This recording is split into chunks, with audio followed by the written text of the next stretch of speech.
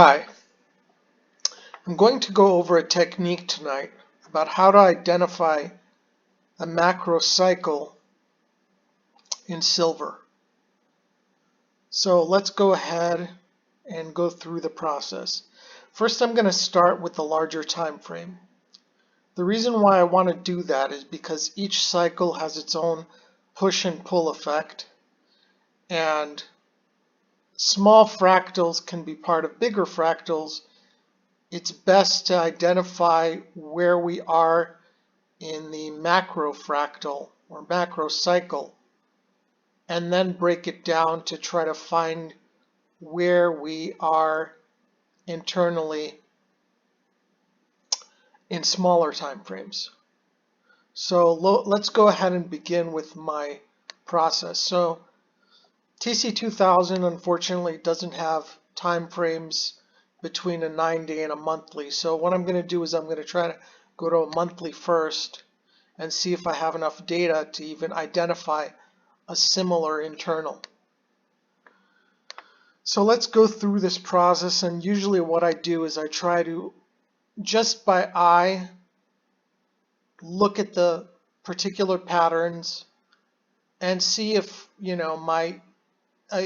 our human eye could just identify things. We process things pretty quickly, and visually just try to notice similar shapes, patterns, slopes, stuff like that. So in this particular case,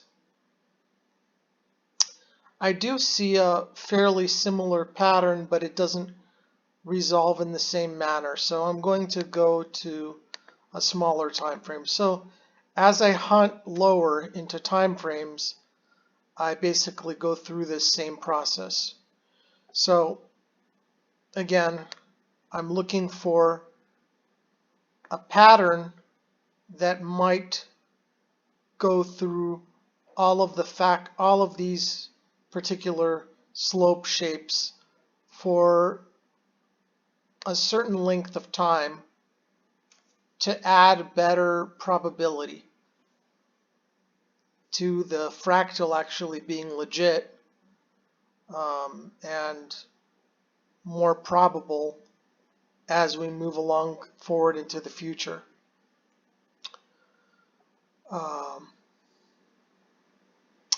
Again, nothing especially stands out here to me.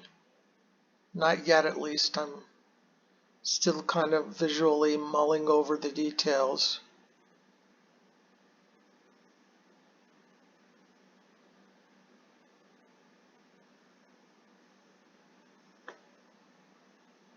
Yeah.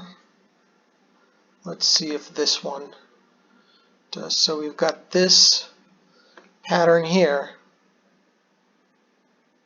this one here.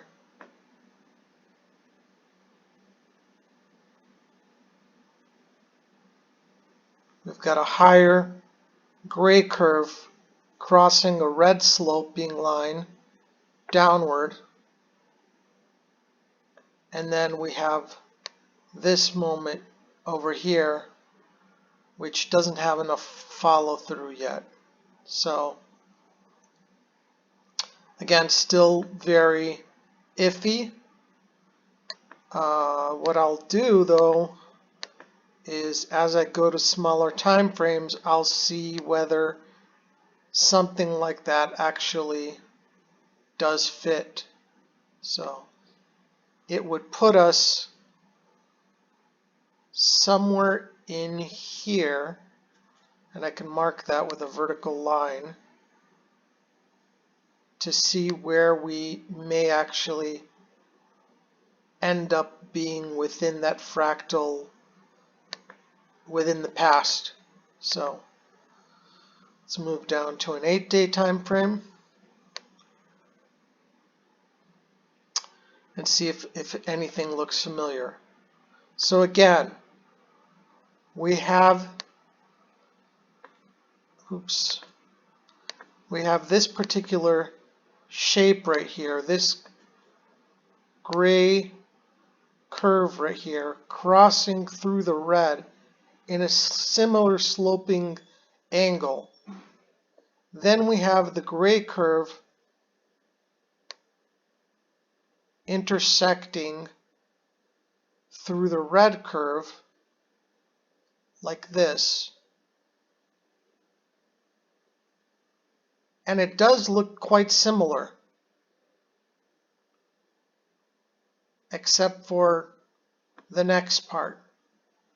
So again, this identifies more approximately where we might be at, and I would actually shift this line somewhere over here maybe, and again go through a smaller time frame.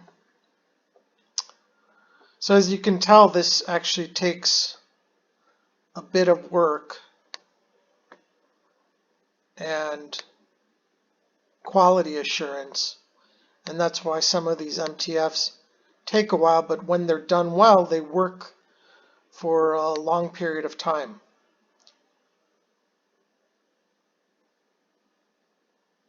And so now we have this moment that stands out, which is this red curve crossing through the gray, and that would put us right around over here. And that looks pretty similar when you look at it. Because when you think about this, this is a period of, let's see, this is January 2013 all the way up to March 2000, at the end of March 2014. So we've got over a year of a similar frequency shape. Even if it's not identical, it's still pretty similar, enough to make a good case for what might happen at least in the next few months, even if it doesn't continue on endlessly like some crazy MTFs like PIN has done for the last couple years, is an example of one. You know, they don't always work for that long of a time period, but when you do find a very, very similar or clone-like frequency internally, which is based on math that I worked on, evolved through the years, and what it does on the inside, without giving away too much, is it tracks volume and price through time and the proportions of volume and price. And the proportions basically give you a pretty good geometric and optical shapes you can make out of from those proportions. So I mean, I don't want to go too in depth into that, but that's basically what an MTF is. So again, as we go through this, we see a rising gray curve, this sloping down red curve. We kind of have that going on here, not as smoothly, but fairly similar. And the red curve actually started already sloping down a bit. So I would say that this is still a fairly good match compared to a lot of the other cases from a macro time frame. So we got a weekly now. Again, this shape extremely similar, and extremely similar where it's located vertically. Then we have what looks like two lower bumps, however you want to call them, troughs, towards the bottom. And then we have this very similar pattern here with an actual cross right there like we have here. And that would bring my vertical line actually back over here and make a good case for it. I mean, that looks pretty similar. So I would say at this point we can already go down to a much smaller time frame and see if it still matches up overall. And it kind of does. So we got this 1, 2, 3 shape pattern. 1, 2, 3, boom. I mean, it's compellingly similar. I think I got it, right? So at this point, what I'm going to do is I'm going to draw a vertical line where we may be in silver.